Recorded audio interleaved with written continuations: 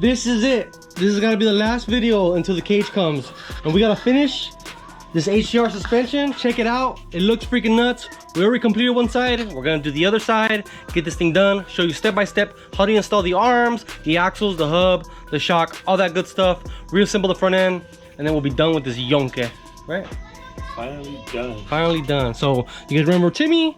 CJ's over there by the truck, by the Mamalona.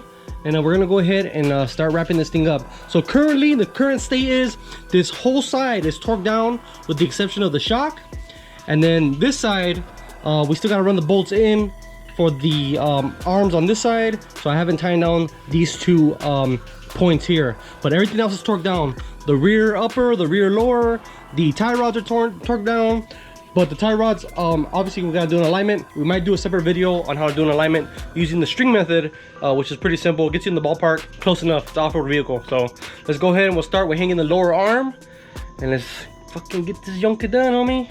So let's show you guys these HCR arms and the LM UTV tie rods, sway bar links, and that's pretty much it. We showed you guys the gusset kit in the last video and the bumper, and we'll show you how it all ties together. All right, guys, first things first, I want to show you guys off. All right, guys, first things first, I want to show off these badass HCR arms. If you guys saw the video of the trailing arms in the back, same thing, same design, same square body, same beautiful welds, same awesome gusseting internally. We did notice on these arms, to let you guys know, because we didn't notice this when we bought them, or we never saw this in another video or anything like that. They don't have Zerk fittings like they do on some other arms, or like the factory arms, and they don't have steering stops. So if you guys are familiar with the suspension on the Can-Am X3, there's a steering stop that comes in contact with the knuckle, and that stops the steering. So I'm assuming it's not needed, or else they wouldn't, you know, made it into the design. And you're pretty much relying on the stop internally to the rack and pinion. So just keep that in mind. I don't know if it bugs anybody or not. It doesn't me. I know HCR is a badass company. Everybody reps HCR. Probably one of the best brands out there when it comes to A-arms, and definitely they can do their homework. So we're not worried about it. We're gonna install these arms one by one. Let's show you the lower one next. Give me that shit, Goofy. You're not gonna talk or what? Mudo. That's mudo ahora? Mudo. All right, so check it out. Me and CJ. So that happens when you eat fucking 4 tacos. And quesadilla and the large lemonade. 2 Billies right here. 2 Billies. 2 Billies. I never in my life weighed 200, and now I weigh 200. Just like these arms, we're heavy duty. I'm part of the heavy duty club now. So, HCR lower arms, and check it out. Me and CJ installed these skid plates, which weren't cheap. They were like 400 bucks for the set, which includes the front and the rears. But they're badass. You can see how they kind of line up pretty good. The way they stop here, they cut here. There's a little gap on the towards the front, but the backside doesn't have that gap. It's pretty much perfect. So I think these are badass. I think they're well worth the money. My lower arms on my car are really pitted, and we've been talking about maybe if I powder coat mine in the downtime. Obviously right now we're in the middle of the season, but this is a good way to keep your arms fresh and not ever have to worry about them pitting. The skid plates will take the damage, take those rocks, take those branches, whatever. Pretty badass. We're running in stock ball joints.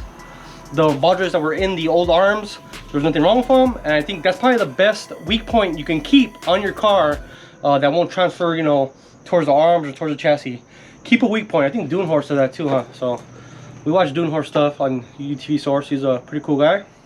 Everything else is beefed up. Might as well have one weak point, and at the ball joint is probably the cheapest way to get that done. So we're gonna go ahead and install this lower arm. I want to touch base on something real quick, and pass me the camera to me and show you guys. So on the Can-Am X3s, if you guys weren't familiar, the rear lower mounting point, the bolt is usually always fixed in this position. So it's always forward like that, and usually what you have to do is you have to slide the arm in. But one of the guys, or one of the viewers, what was it, Cascade Hemming or something like that? Cool dude though, he told us to just take the bracket out, and I didn't realize that when I did my arms on my car. But if you actually just cut the bracket, as you can see here, we cut it. It's on the inside. You can reach it here. Just cut it with a sawzall. Just be careful you're not cutting anything else off, like your frame, obviously. Cut that off. You get that bracket out of there, and you should be able to slide the bolt back, which is cool because if you want to replace just one arm, you can replace one arm. The way it was set up before is you got to slide both lower arms at the same time, and that's a big no-no. We don't want to do that. We want to be able to remove one arm if we have to, for whatever reason, which we probably will never have to, but if we had to remove one arm for whatever reason, we can. So I think it's a lot easier. So in this case, we're going to slide the bolt back. The gusset is already in place for the lower rear. Same thing with the bolts in the front. DESERTWORKS, Scott told us, or told CJ, that the bolts run from the inside out, which I didn't like that idea, because then you had to install the gusset and all 4 arms and slide them in at the same time, which seems impossible almost, even with 3 sets of hands. So what we're doing is we're going to put the bolts in forward, and that way we could do, like I said, one arm at a time. I think that's the best way to do it. The only thing that we ran into was that the lower bolts were going to be a little too long. They were going to hit the bracket that's in there, which is okay. 2 extra spacers remedy that. And then the other problem was the bumper. It accommodates for an 18mm hole, not a 19mm socket. Excuse me, 18mm socket, not a 19. Because usually you use the nuts on this side, and the 18mm nuts, you use the 18mm socket. But so we're probably going to grind these off just a little bit, just to get the socket in there. We'll touch it up with paint, and that gets covered up by the skid plate, so we shouldn't have an issue with that. And yeah, that's pretty much it. One other thing I want to tell you on the UTV sway bar links, pain in the butt to install, at least with the tools that we had, because the Allen is on the back side here, and you don't have a lot of room. Well, with the Allens that I had, it was kind of a pain in the butt, but nice and solid. They're non-adjustable. You don't need adjustable ones, honestly. They say you only need them adjustable if, say, the frame is tweaked or arm is tweaked and you need to adjust them so to even out the length or whatever. But when does that happen? So solid links from UTV, and then from UTV we also have these new tie rod ends, or tie rods, which is cool. You have to remove the stock factory mounting point and the mounting ball joint. It comes with a new clevis that you install. Just make sure you use Loctite. We'll get to that in a second. Let's hang the arm. Enough talking. Let's get this thing done, because I want it out of my life, CJ. God damn it. I want to go riding on Sunday. Man, I don't know if that's gonna happen, but all right, let's hang the lower arm. Like I said, this bolt is gonna be able to slide forward and back. What we're gonna do is CJ is probably gonna get in here, position the arm, and I'll reach my hand underneath and push that bolt forward. Ready, jabroni? All right, guys, check it out. So Scott over at DESERTWORKS, he pressed in the ball joints for us, and let me tell you about customer service. He not only put these bushings in for us, because he had the arms, the HCR kit comes with the arms. He put the bushings in there for us. He even put grease in there for us, because like I said, these don't have Zerk fittings. He made sure there was grease in there for us, just in case we didn't have any. We didn't even ask him to. He did that all on his own. So shout out to Scott over at DESERTWORKS. We're gonna leave a link again to his shop in the description, so you guys can check him out. If you're in the IE, I highly suggest you guys check him out. Badass parts like this bumper, the gusset kits, and soon to come the cage. So that's gonna be pretty damn awesome. So check him out. Thanks to him for going above and beyond some of these little things. So we're greasing up the pins, or there's already grease in there, but I put a little bit more grease. It's just regular bearing grease, and we're also gonna reuse these wear plates. Now if you go on Facebook, like, I don't know, I'm not an engineer, but if you go on Facebook, some people say you need them, some people say you don't need them, some people don't run them and never have a problem, and some people just put them back in, and that's what we're gonna do. The factory put them in there for a reason. I know that the bushings are different material than the ones that came factory. The factory ones kind of suck. The new ones are supposed to be Delran, whatever it is, supposedly supposed to be better. Maybe you don't need these, but if we got them, why not? They're not damaged, they're not broken. We're gonna go ahead and put them back on. All right, we got like 4 jacks under here, so we're safe, I think, I hope. 10 seconds later. Ah, there you go, bitch. The washer, whatever you had right here, will fucking slide all the way in. You're gonna have fucking pieces of this squirrel in there and you run them over? What's the problem? She's worried about a washer, dude. That's the one drawback that we noticed about these HCR arms. There's a big shovel right there that, it's all the stuff. There it is, see? All you gotta do is take your arms apart once a ride and fucking move the arm up. Imagine you going through Glamis, you're gonna carry like 10 pounds of sand with you. If you're going to Glamis, you probably don't need these skid plates, but we ride everywhere.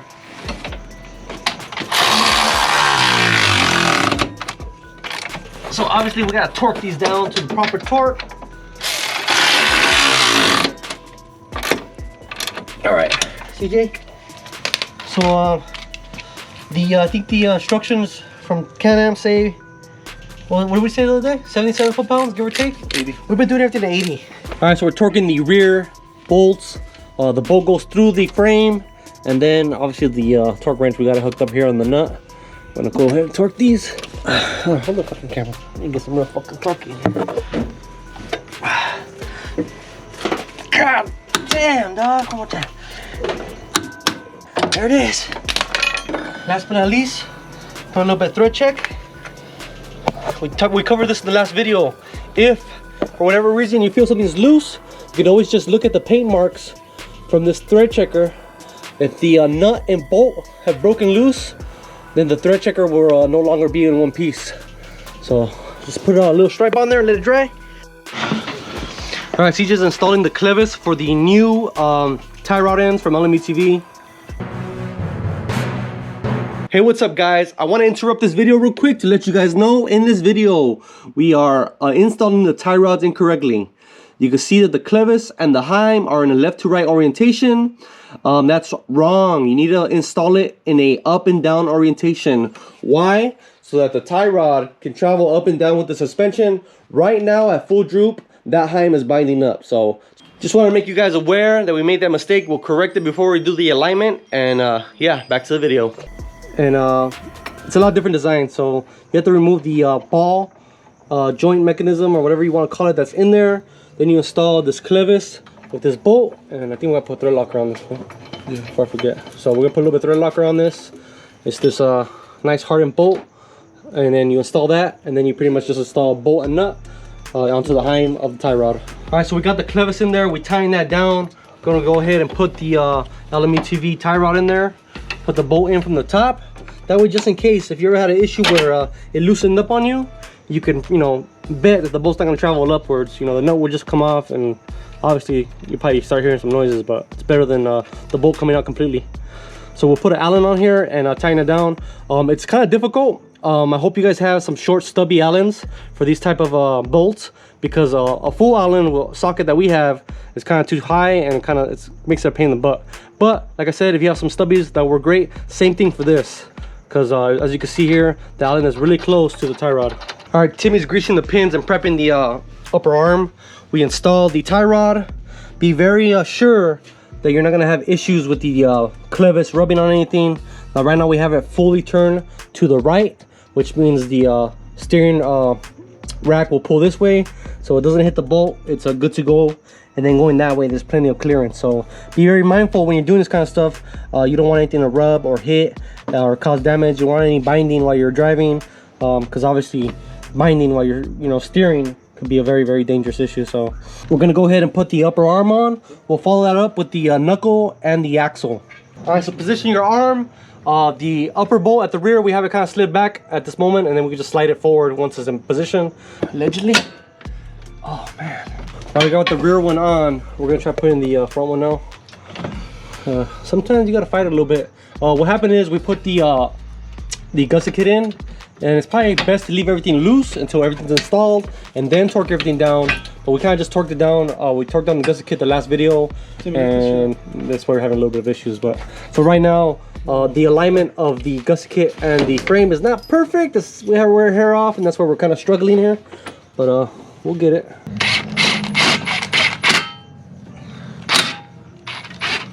Oh, you're in. Perfect.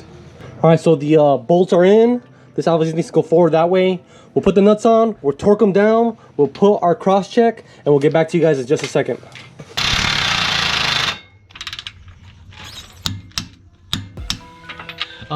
So just make sure, obviously this has got to be more that way. It needs to pivot up, but just make sure that the arms don't feel like they're binding up, which they don't. They feel pretty smooth.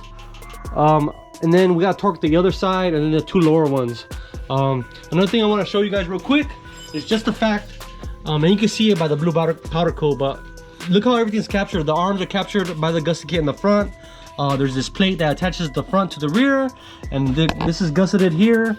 And then obviously the bottom, they're gusseted to each other, side to side, which is just a lot better, a lot stronger for the frame. Remember, these arms are very unlikely to bend. If you don't have these gusset kits, these arms might cause your chassis to bend. So just think about that.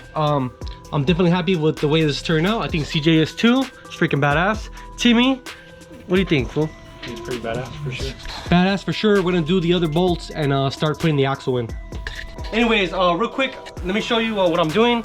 So the way that Scott has this set up, Scott from DESERTWORKS, the way he has his gusset and bumper set up is the bolts run this way and you put on the nut on this side. Well, the head of the bolt is a 19mm, the nut is an 18mm. So you're able to fit an 18mm socket in here. We decided to do it the opposite. Personally, I think it's better because you can pull off one arm at a time. You don't have to pull them all out at the same time. But we did have to grind a little bit, and mostly it's just grind on the powder coat because it's thick. And then a little bit of the metal, like not even a 1/16 of an inch, nothing, just to get the socket in there and we can tighten it down. So that's what I'm doing right now. We'll torque it down, then we'll move on to the hub like I said. Just want to show you guys that real quick, just in case you guys run into it. You need a fucking cerveza already? Drink that anyway. You wanna go buy some more? It's Friday. Oh, you work tomorrow, huh? I don't work tomorrow, homie. Yeah, but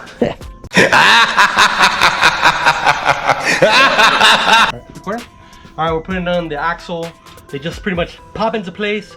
Real quick note, smart locks use the same axle on both sides. If you have the old Visco lock like I have in my car, my side-by-side, they are different left to right. So, but these are the same. And a bottle. Bottle of what is it? Are you drunk or what? And let me show them what I was talking about earlier. There's a triangulated portion on the knuckle. Normally, the arm, at least the factory arm, and then the arms that I have a stop. So when you turn, the knuckle contacts the arm. These don't have that. So I don't know if that's a good idea or not. But I will say on my Super ATV arms, which aren't known to be the best quality, they're definitely not HCRs. I had issues with the arms chewing up the knuckles. So either way, it was a problem. So is this better? I don't know. I would think it's okay. I mean, HCR is a reputable company. Everybody's running HCR currently. That's like the hot thing right now. And I think this is a good, it's fine. But just want to note that out there because if you guys notice it, you know, like I notice it, then you'll know. So we'll put the nut on the hub for the bottom, get a socket, then get the extension, put it through the hole where the ball joint normally goes through on the bottom. And then now you could hit it with the impact. All right, if you put your tie rod back in, it'll help hold it in place. We'll revisit that in a second. We're gonna go ahead and torque this down and we're gonna stick the cotter pin through the ball joint to keep that secure, just in case if it did come loose, it'll stay on there. All right, so we got the nut on there, it's torqued down. We put some thread checker on there, put the cotter pin, same exact thing for the tie rod, torque down, thread checker. Now we're gonna put the axle through the knuckle. We'll use this tool to put grease in the bearings of the knuckle. Then we'll put the hub on and we'll put the lower arm on. So let's do it. All right, so this tool is pretty cool. You can actually do it with the axle in, and we'll show you guys that in just a second. But essentially, it has a channel in it. You push grease towards the bearing. I normally do 10 to 15 pumps. You see some guys saying it needs more than 20 until the grease starts coming out. I don't think you need to do that. You don't need to push the grease out of the bearing. Because all that's gonna do is attract dirt. So you don't want to hydro lock the bearing and push the grease out. 10 to 15 pumps is perfect. It's probably even more than what you need, and it's gonna be plenty of grease for this bearing. You're never gonna have to service it again. As far as grease, you know, if it goes bad, it goes bad, but it's gonna be plenty of grease with 10 to 15 pumps. The hub goes right over the axle, through the knuckle. Put the oh, you want to clean the surface off at least a little bit. Put the washer, the big nut, and I just hit it with the impact. They're hot? Yeah. Why'd you buy hot beer, fool? They're in the fridge, I don't know. Oh, this was fucking Jackelson, fucking pool over there, probably. Thank you for coming. I'll see you in hell. Make sure you line up the holes for your cotter pin, and that'll go in just like that. We'll pull the cotter pin over, do some dikes, and that's good to go. We can finish this thing off with the lower arm, put the sway bar link on, put the wheel on, put the shock tower and shocks, and then yeah. Come on. Run out of energy. Can't do this no more. I'm not a young buck no more. I'm an old bull. Okay. Done. Woo! Put the nut on, torque it down. Timmy's putting the hardware for the brake line. Then we can put the wheel on, and then we'll move on to the shocks. And meanwhile, I'm gonna put the skid plates on, and I'll show you guys what that looks like with the skid plates. All right, we're back. Check it out. There's the skid plate. It's a 2-piece skid plate, just for badass purposes. Get a double color there, which is pretty cool. Arms are on. Everything's torqued minus the tie rods. This alignment on this tie rod is all jacked up. We'll do an alignment video separately just to show you guys, because it's an old trick using the string, and we'll show you guys on that later.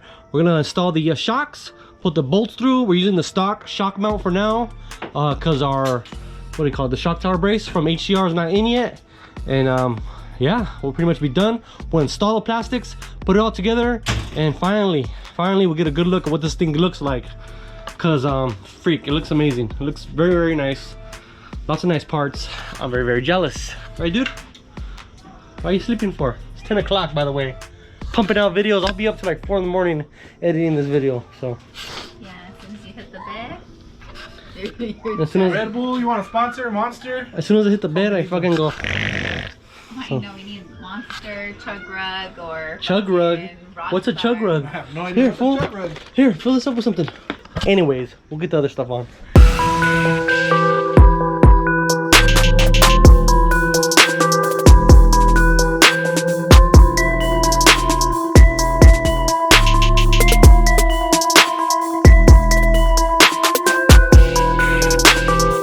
Alright, torque those down. We're not gonna put that thread checker because we're gonna pull that off for the HCR shock tower brace. Unbelievable. It's going down on its own weight for the first time since a few weeks after Thanksgiving, maybe? Yep. Crash Thanksgiving. At least a week, right? Right after. We tore it apart 2 weeks after. And now we're here, so literally all we got left is the plastics. And obviously we got to bolt on the fan. But yeah, it's ready, man. It's done. So we'll get it back together. We'll show you guys the finished product. Freaking finally.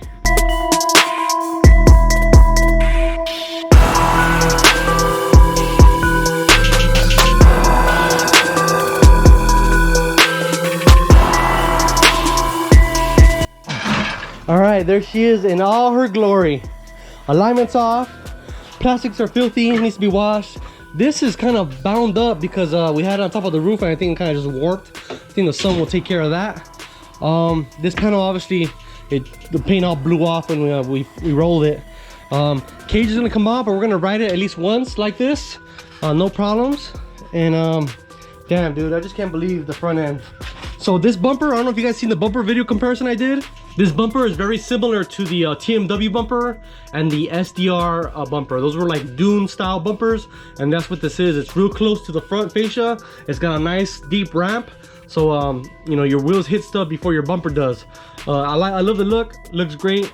Straight up grenade freaking figure it's got going on here with the DESERTWORKS logo. The HCR arms look so killer. Right now, the video on the camera looks funny because the two blues seem to be fighting on camera. But then we're gonna take care of that eventually. We'll do bronze shocks, springs I mean. And then obviously this car's gonna get a full wrap eventually. But we're gonna have to wait until we're ready with the cage. And then we'll get springs and then so on and so forth. And CJ's just gonna go pour. Pour.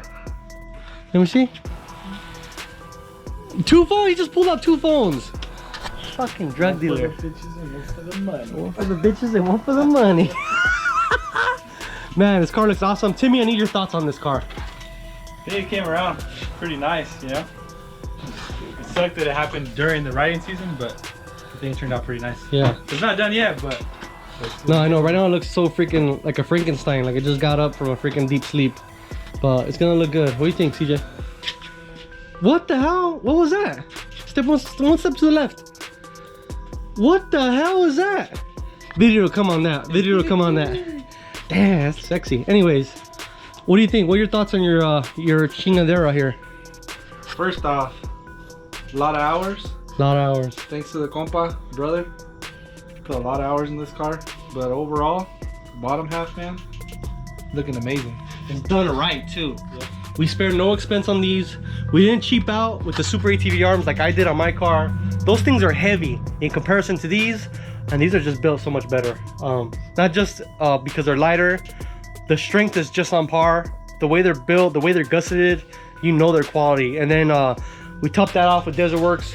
He came through and you could just see everything, the way it's tied in, the bumper to the front gusset to the rear support, and then the brace in between. It's just done really, really right. And not just that, we went all out with the UTV as well. Those are some billet aluminum tie rods and sway bar links. We're not gonna be breaking anything. Everything is solid as can be. If something breaks, it's because you're breaking a whole lot of other stuff, you know? So we don't think we're ever gonna have an issue again. Taking apart this car will probably only be for possible failed ball joints in the future, possible bushings, you want to replace the bushings, maybe the diff, if we had to service the diff. But besides that, everything is so goddamn solid on this car and we're excited. We did notice that this is a little crooked, but that's getting replaced on another video. Obviously it needs a wash, that'll be off camera. CJ's gonna have to put some elbow grease. A lot more to come still. A lot more to come. One thing to note, he also does make different bumpers. Yeah. It's a double tier bumper for if you want to put different lights. Like Baja style. Yeah.